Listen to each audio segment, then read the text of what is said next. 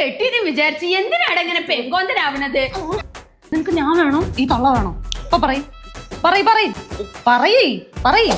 അവളെ വീട്ടിൽ നിന്ന് പഠിച്ചതല്ലേ ഇവിടെ കാണിക്കുള്ളൂ. നമ്മളെ പോലത്തെ കുടുംബ പാരമ്പര്യം മഹിമയൊന്നും അവൾക്കില്ലല്ലോ. അമ്മ ഒരു കാര്യം ചെയ്യും, അമ്മ ഞാൻ അവളോട് സംസാരിക്കാൻ പോണില്ല. എന്റെ പുഷ്പു നിന്നെ എനിക്ക് അറിയാവുന്നതല്ലേ, അതുപോലെയാണോ അമ്മ? അമ്മക്ക് പഠിപ്പില്ല, വിവരമില്ല, വിദ്യാഭ്യാസവും ഇല്ല. നീ അതൊക്കെ ഒന്ന് വിട്ട് കളാ, ഒന്ന് വിട്ട്. വിടാ.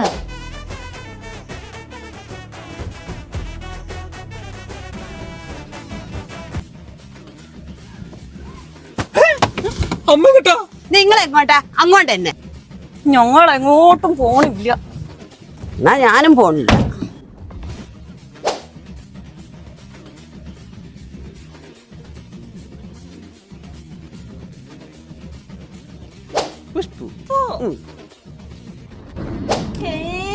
ഉള്ളിയല്ല തക്കാളി അരിയാൻ പറഞ്ഞത്. ഉള്ളിയും തക്കാളിയും ചെറിയാത്തൊരു സാധനം വലിയ പഠിപ്പുണ്ടായിട്ട് വലിയ കാര്യമാണ്. നമുക്ക് വന്നേ തന്റെ തള്ളയുടെ ചൊറി വർത്താനം കേട്ടോണ്ട് വിട്ടിരിക്കാനേ എന്നെ കിട്ടൂല. ഞാൻ യൂറോപ്പിൽ പോയി വിദ്യാ പോർട്ടൽ വഴി എന്റെ വിസ നോക്കിക്കൊണ്ടിരിക്കുന്ന കാര്യം അറിയാലോ. സ്വീഡൻ, ഗ്രീസ്, ഫിൻലൻഡ് എവിടെ കിട്ടിയാലും ഞാൻ പോകും. ഇവരെ നിന്റെ തള്ളേനെ പോലെയല്ല, അവർക്ക് നല്ല സർവീസാണ്, പോരാത്തതിന് IELTS വേണ്ട.